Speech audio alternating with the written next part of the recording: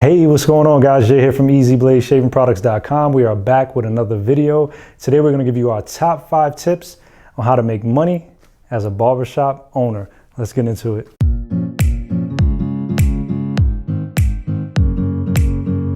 Okay guys, so you guys finally are deciding to open up a barbershop. Not sure if I'm talking to barbers or people who are just looking to invest their money and make a little bit of money on the side.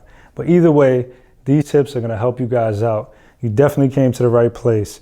I was a barber for over 20 years, and in the past, I've owned a barbershop for over 10 years. And throughout my 20 years of being a barber, I worked in different locations with different barbershop owners in different areas. So you definitely came to the right place. So before we start talking about the money, we're gonna have to figure out how you guys are gonna structure your barbershop. Okay, so there's 2 different ways of structuring a barbershop. The most easiest way would be chair rentals. Okay, so chair rentals and commission. Chair rental is a lot easier, I say, because if you get an experienced barber, he can come in, just rent a chair, kind of like you're a landlord. You can charge anywhere from $200 for a chair to $300 to $400 to $500 a chair, depending on how busy your barbershop really is. Okay, so that's the easiest way. But unfortunately, a lot of times you won't get experienced barbers, so you will have to do something like commission. Commission is where you take a piece of every haircut that they make. You could take up to 20 to 30 to 40 to 50% in some cases. And depending how you want to structure it will depend on how much money you will make. So let's start with the chair rental. So if you're gonna go with a chair rental, even if you get an experienced barber, you want to make sure that you start them off with a cheap price. So if you want to get a barber from another location that's already paying $300 from a chair, you can pull them to the side and say, hey, look, I'll give you a chair in my shop for $200, just so you can start off, make some money, and give them that chair for about 6 months like that, and then eventually gradually up the rent, and you'll have yourself a successful barber in there. So that's one of the ways, and depending on how many chairs you have in that location would depend how much money you make. So now it all comes down to real estate. So if you got 10 chairs in there and you're charging $200 a chair, you guys do the math, that's how much money you will be making. Now you see the downside with that is you would have to be a barber, and that's just from my perspective. You would have to be a barber to really make real money. Because if you guys do the math, $200 a chair times 10, that's not enough money to pay all of your bills, to pay cable, to pay electricity, to pay the rent. It's not enough money. So if you want to take that route, that's cool. But I suggest, through my past experiences, that you have to be a barber. Why? Because if you're a barber, you're going to be cutting hair for free inside of that shop, and every dollar that you make, you're going to be making it for yourself, and then you're going to be renting out those booths every week, and you're going to collect that money every week. So now you got a chance to make a lot of money. And barbers will be happy, because a lot of barbers are their own boss. You know, they don't want to be, they don't want commission. A lot of barbers, that's unfortunate. A lot of barbers don't want commission. So, a lot of barbers just rather rent the chair, come in when they want, do what they want. As long as they give you the rent for the chair, you can kind of leave them alone, let them do what they do. If they're not cutting their customers and they're losing clients, that's up to them. They're renting a chair, they can do whatever they want. So a lot of barbers like that independency, if that makes sense. The other way, like I said, is commission, which is the most lucrative way to make money in this industry. You're charging a percentage off of every haircut that comes through that door. So as an owner, say you don't cut hair, you can go ahead and just count every time somebody cuts hair. You're making a percentage off of them, and you're paying them every week. So that's another way. You can make a lot of money doing it that way. And that's what most salons do. If you see salons, they don't rent chairs, because the females make, they cut hair, and it's $200, $300, $400, $500 a haircut.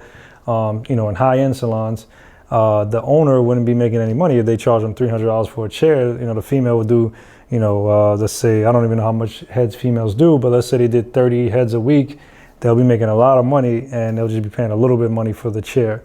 So it all depends, but there are a lot of barbershops that do charge commission. And if you do want to charge commission, I suggest that you're in an amazing area, or you own an amazing busy barbershop, because you can't just charge commission when it's a slow area and you're not making any money. The barber's eventually going to leave. Okay, guys? So you want to make sure that you're charging commission where there's actually people coming in the door. And if you do want to charge commission, you're going to have to be responsible for advertising, bringing clients in that door, because you're just going to have a bunch of barbers that are going to complain if they're not making money.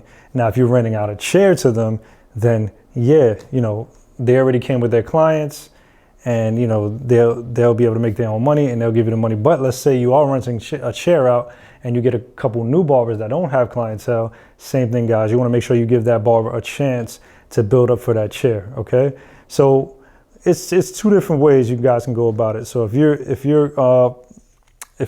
renting out a chair, you're more like a landlord. If you're doing commission, you're more like a boss and an owner. So it's two different ways you guys can look at it. Okay, guys, tip number 2 is finding good barbers. Again, very hard to find good barbers. Like I said, you just can't open up a barbershop, put anybody in a chair and expect to make money. If they mess up the hair, people are going to put your comments on Yelp, and your barbershop is going to be destroyed. So you want to make sure that you find people that know what they're doing. Dealing with people that know what they're doing is going to be hard, because again, they are their own boss. They know their value. They know how much they are worth to the barbershop. So you got to be really, really careful when you hire people like that, because you want to make sure that you take care of them. Because if you don't, they're going to leave. They have to like you. You can't just tell them what to do and think that you're their boss. Most of these people are valuable players. Okay, guys, there's somebody that's good. Think about them as the LeBrons of the barbershop. You need a team, guys, if you want to run a successful barbershop. Now, if you're a barber yourself, then you could probably do it yourself. A wise man once told me a long time ago is, before you even open up a barbershop, make sure that you can hold it down by yourself. Make sure that you can cut enough hair to pay for it yourself, because barbers will leave. If they are VIP barbers and they have clients and they don't want to deal with you, they will leave. Okay, guys? So they're bringing something to the table. They're bringing something to your shop. So make sure that you take care of these type of guys. Now, if you want to hire a kid straight out of school, make sure that you teach them exactly what they need to know before you throw them in the game. Throw them in the game means before a walk-in comes into the door and you just decide to throw that barber on that new person. All you're doing is giving somebody a bad haircut, and they're never coming back, and they're gonna spread a bad word about your barbershop. You don't want to do that. That's dangerous, because somebody can tell somebody, and then all of a sudden your reputation for your barbershop is ruined. In this industry, all you have is your reputation, because your haircuts are walking billboards. This is not a product. You just can't go sell them something and they're good to go, take the money and leave them. This is a service. You have to give them great service and treat them good for them to come back. Tip number 3, upsell products. What do I mean by that? Sell products in your stores. I'm from the New York area. I know a lot of barbershops do not sell products in their stores. If you go to California, you go to Texas, you go to Florida, a lot of these shops sell hair gels, pomades, shaving creams, aftershaves. They upsell all of these products to their clients. So if you guys if you guys want to tell your barbers, hey, you guys want to make commission, go ahead and sell the products to your clients that are in the chair. So let's say you get a client to buy a product. Not only did you make more money, your barber made more money, which is he's totally satisfied. Give your barber 10% to sell some products, and you make more money, they make more money. Everybody's happy. The client's happy if you give them a quality product, of course. And sell exclusive stuff that they can only get in barbershops. Don't go to Walmart and buy some stuff and put it in your shop and try to sell it. Sell stuff that are barber products, sort of like Easy Blade and other companies and stuff like that. Sell them products that they can only get in a barbershop location, in a beauty supply. Give them high-end products and they'll notice the difference when they use it. Tip number 4, reward your barbers. Okay, guys, again, these guys are assets. They mean a lot to your company. They mean a lot to your barbershop. So make sure that you take care of them. If you guys can go out every once in a while, take them out for dinners. I know a lot of barbershop owners that take out their barbers for dinners every month. Make sure that they're happy with being there, because again, these guys are bosses. They're their own boss. They can do what they want, leave when they want, come in when they want. They have a skill, and they are more of an asset to you than you are to them. They technically don't need your location. Okay, guys, they're a barber. Once you got a skill as a barber, you can do it anywhere. You don't need to be there. Okay guys, tip number 5 is location. Location is everything. Make sure you pick the right location.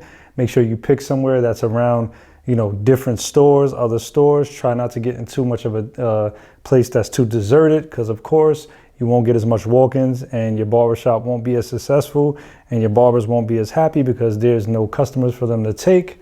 But again, it all depends. If you have barbers that already have clients and you already have clients, really doesn't matter where you're at. As long as you guys got a bunch of clients, you guys can just need a place to cut them. That's different if you're already established. Most barbers are established, so they can cut hair anywhere out their house. They don't need a storefront. But if you are a new barbershop owner, make sure that you do pick the right location and you'll be successful.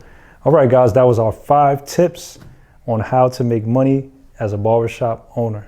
Hope that helped you guys out a lot. Talk to you guys soon. Jay here from EasyBladeShavingProducts.com.